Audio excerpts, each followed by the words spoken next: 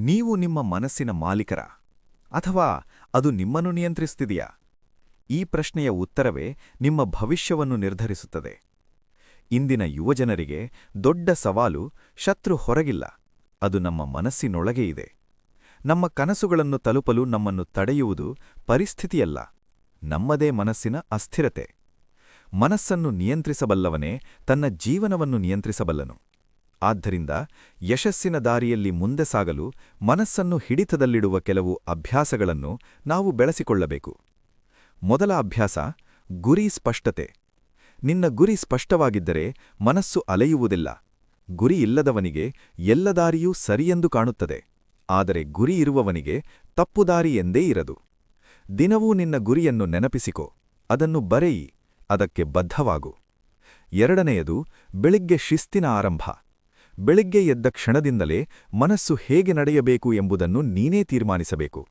Phone ನೋಡದೆ ಕೆಲವು ಕ್ಷಣ ಧ್ಯಾನ ಮಾಡಿ ನಿನ್ನ ದಿನವನ್ನು ನಿನ್ನ ನಿಯಂತ್ರಣಕ್ಕೆ ತೆಗೆದುಕೊಳ್ಳು. ಇದು ಮನಸ್ಸಿಗೆ ಶಾಂತಿ ಕೊಡುತ್ತದೆ. ಮೂರನೆಯದು ಧ್ಯಾನ ಮತ್ತು ಏಕಾಗ್ರತೆ.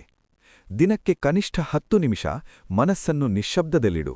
ಇದು ನಿನ್ನ ಆಲೋಚನೆಗಳನ್ನು ನಿಯಂತ್ರಿಸಲು ಸಹಾಯ ಮಾಡುತ್ತದೆ. ಏಕಾಗ್ರತೆಯೇ ಯಶಸ್ಸಿನ ಮೂಲ. ನಾಲ್ಕನೆಯದು ವಿಚಲನಗಳಿಂದ ದೂರವಿರು.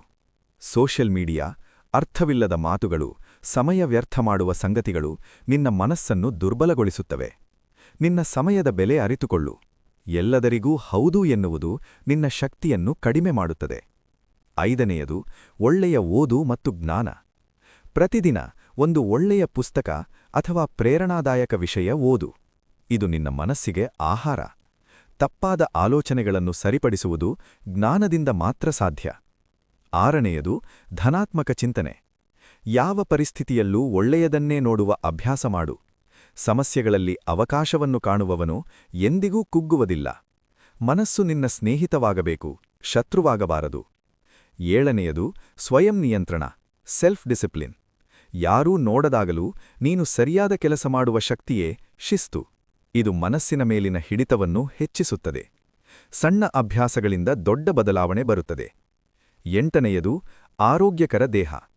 ಆರೋಗ್ಯಕರ ದೇಹದಲ್ಲಿ ಆರೋಗ್ಯಕರ ಮನಸ್ಸು ವಾಸಿಸುತ್ತದೆ. ವ್ಯಾಯಾಮ, ಸರಿಯಾದ ಆಹಾರ, ನಿದ್ರೆ ಇವುಗಳು ಮನಸ್ಸನ್ನು ಸ್ಥಿರವಾಗಿಡುತ್ತವೆ. ಒಂಬತ್ತನೆಯದು ವಿಫಲತೆಯಿಂದ ಕಲಿಯುವುದು. ವಿಫಲತೆ ನಿನ್ನನ್ನು ಕುಗ್ಗಿಸಲು ಅಲ್ಲ, ನಿನ್ನನ್ನು ಬಲಪಡಿಸಲು ಬರುತ್ತದೆ. ಮನಸ್ಸು ಇದನ್ನು ಅರ್ಥಮಾಡಿಕೊಂಡಾಗ ಭಯವು ಕಡಿಮೆಯಾಗುತ್ತದೆ. ಪ್ರತಿಯೊಂದು ತಪ್ಪು ನಿನ್ನ ಮುಂದಿನ ಗೆಲುವಿನ ಪಾಠ.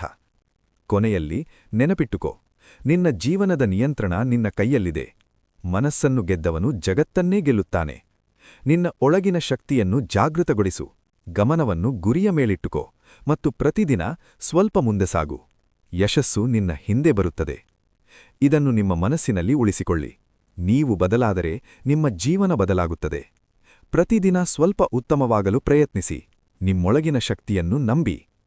ಇಂತಹ ಇನ್ನಷ್ಟು ಪ್ರೇರಣಾದಾಯಕ ಮಾತುಗಳು ಮತ್ತು ನಿಮ್ಮ ಜೀವನವನ್ನು ಬದಲಾಯಿಸುವ ವಿಡಿಯೋಗಳಿಗಾಗಿ ನಮ್ಮ ಚಾನಲ್ಗೆ ಸಬ್ಸ್ಕ್ರೈಬ್ ಮಾಡಿ. ನಿಮ್ಮ ಬೆಂಬಲವೇ ನಮ್ಮ ಪ್ರೇರಣೆ. ಧನ್ಯವಾದಗಳು.